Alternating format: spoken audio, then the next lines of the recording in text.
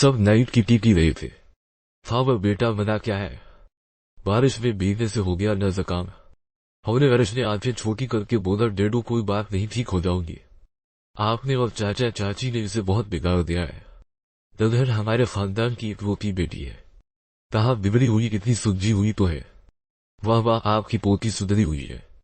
घर का कोई काम आज तक नहीं सीखा इसने, सुधरी हुई है। आपकी पोती मजाक भी अच्छा कर देती है। होले अर्श मामा डांटना बंद करेगी या वे बाहर चली जाओ। बेटियां तो फूलों की तरह नाजुक होती है जिनसे काम नहीं कराया जाता। वैसे वो मेरी इकलौती बेटी है, इसे कुछ हो गया तो रुखसाना, मैं भी किसी की बेटी हूँ, तरफ भी किसी की बेटी और सलमान आपा भी। फावर तरफ का हाथ पकड़ बोलता है, बेटा अपनी मामा को बता दे आपकी शादी हो गई है और शादी के बाद ऐश भी यही सब काम करेगी। अपने आप को जवान समझती है अभी भी। तुम्हारी सांस वो आंख दबाकर बोला, मामा क्यों दंडती रहती, बेचारी को करेगी वो भी एक दिन काम, अभी सुकून से रहने दे इसे। पर तुम इसकी साइड मत लो बेटा, तुम जानती हो समझती हो अगर इसने आज काम नहीं सीखा कल को इस पे ससुराल वालों की बातें इसे बहुत खटकेगी। मेरी बातें इतनी बड़ी नहीं लगेगी जितनी इनकी लगेगी, और मुझे हर वक्त उसकी फिक्र लगी रहेगी। इतने नाजों से हमने इसे पाला है, इसे कोई भी कुछ बोले बर्दाश्त नहीं होगा। होले रलिश कप लिए छत पर खड़ी थी और आंखों में आंसू थे। हमेशा मामा डांटती रहती है, मुझे मैं भी तो इंसान हूँ, मुझे भी बुरा लगता है। एक दिन चली गई ना, कभी वापस नहीं आऊंगी। वो पलक कलर की सड़क की टी शर्ट प्रिंट खुला हवा उसका ही ट्राउजर पहने खड़ी थी। रूमान भी अपनी छत पे खड़ा कुछ सोच रहा था। होले रलिश की नजरें रूमान पर पड़ती है। रूमान जैसे मुड़ता है, हंसती नजरें होले रलिश की नजरों से टकराती है। होले रलिश की आंखों में नमी थी, उसका नाक सोख था। वार कर तुम पर सारे जहां की खुशियां तुमको हंसता हवा देखो जी चाहता है। रूमान होले रलिश को आंखों से इशारा करता है। क्या हुआ, होले रलिश रूमान को नफी में जवाब देती है। रूमान फिर इससे सवाल करता है, क्या हुआ, होले रलिश फिर नफी में सर हिलाती है। रूमान नीचे की तरफ इशारा करता है, नीचे आओ। होले रलिश थोड़ी देर सोचने बाद नीचे की तरफ आती है। रूमान हाथ मसलते हुए बोलता है, अच्छा तो मशहूर क्यों हो रही थी। होले रलिश से रहा नहीं जाता और वो बोल देती है, मामा ने डांटा। रूमान हंसते हुए बोलता है, मामा के बात पर कौन होता है, कि दाखन। होले रलिश नाक सुकोड़ते हुए बोलती है, अच्छा सॉरी, वो वैसे आपकी मामा ने अच्छे के लिए डांटा होगा। होले रलिश दहाई देती हुई बोली, कोई नहीं रोज डांटती है, मैं भी इंसान हूं, मुझे भी हर्ट होता है लेकिन उन्हें कोई फर्क ही नहीं पड़ता। रूमान इंतहाई सुलझे हुए लहजे में बोला, एक बात बताओ होले रलिश, ये औरत जिसकी एक बेटी है, जब वो शादी करके अपना घर बसाएगी तो आपको उसकी फिक्र तो होगी। होले रलिश नाक सुकोड़ते हुए बोली, तो फिर ना कराए ना शादी, मुझे भी अपने डेडो को छोड़कर कहीं नहीं जाना। आप फौजी है ना, तो आपकी मामा आपसे बहुत प्यार करती होगी और हमेशा बेटों को बहुत प्यार मिलता है मामा से। रूमान परजूस अंदाज में बोला, तुम आंटी की कोई बड़ी बात बताओ, मैं तुम्हें इस बात की अच्छाई बताऊंगा। होले रलिश सर आप भरती हुई बोली, वो हट गए। रूमान धीरे से मुस्कुराते हुए गया हुआ, वो आपसे बहुत प्यार करती है, वो चाहती है आप कोई गलती ना करे। होले रलिश फिर बोली, वो मुझे डांटती है। रूमान इसकी बात करते हुए बोला, वो आपसे प्यार करती है। वो अपने लंबे बाल पीछे करते हुए बोली, हर चीज पर नजर रखती है, मैं कहाँ जाती हूँ, किससे मिलती हूँ, हर चीज की खबर रखती है। रूमान इसकी बच्चों वाली बातों पर दिल ही दिल में हंस रहा था। रूमान दादा पेस्पी हमें बोला, कहे आप किसी गलत सोबते में न आ जाए। इनके एरिया में 3 बंधुओं को एक ही गार्डन था।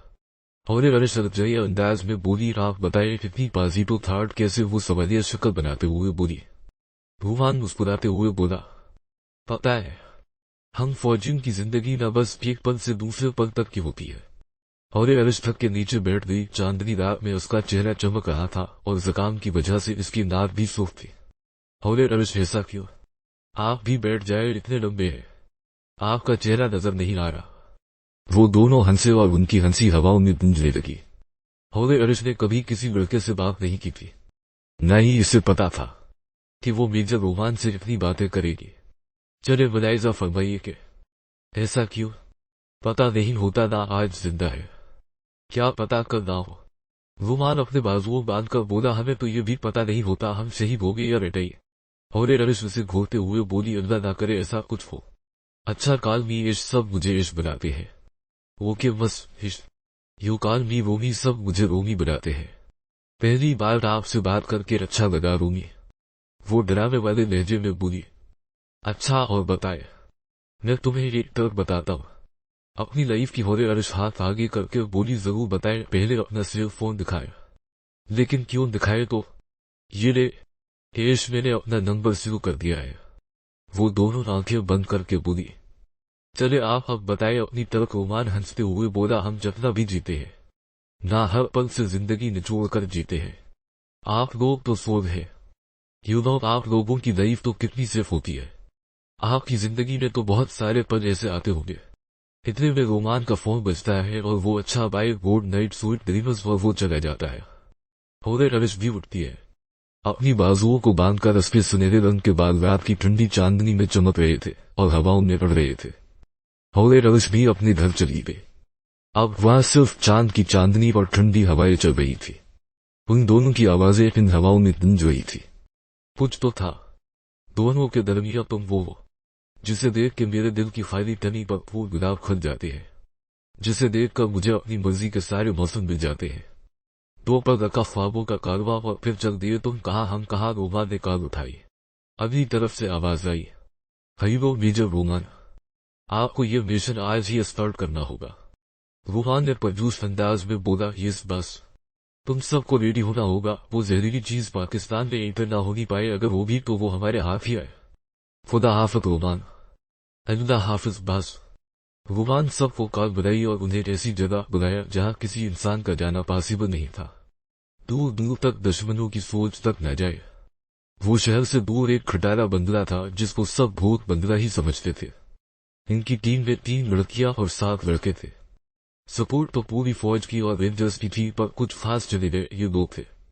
नूर जो रेंजर्स से तलब रखती, उसकी गोली से कोई नहीं बच सकता था। मिनटों से बाद इसलिए इसे खौफिया रेजिडेंट बना दिया गया था। वो दख्ती भी बहुत मासूम थी। अमायरा मेकअप आर्टिस्ट डिजाइनर थी जो इन लोगों को ऐसे रकस देती थी और ऐसे एक्टिंग सिखाती थी जिनसे उनकी असली पहचान ही जनज हो जाए। एंड इसने कभी कंप्यूटर का कोर्स तो नहीं किया था, पर वो सब जानती। Passport fake files fake information तैयार करती थी। अमायरा हमेशा फौज में जाना चाहती थी। काज वो जा नहीं पाई, उसकी हाइट बहुत कम थी। तो जब वो दुबई से मेकअप एंड डिजाइन का कोर्स कर आई तो इसने एक मॉडल तैयार किया जिसका लुक इसने पूरी तरीके से चेंज कर दिया। तब से वो खुफिया एजेंसी के लिए काम करती थी और सब बहुत ही इंटेलिजेंस थे। ताशा ने जेशान रोमान का तलाक फौज से था। नबील जीन मबशर ये सिर्फ खुफिया एजेंट थे।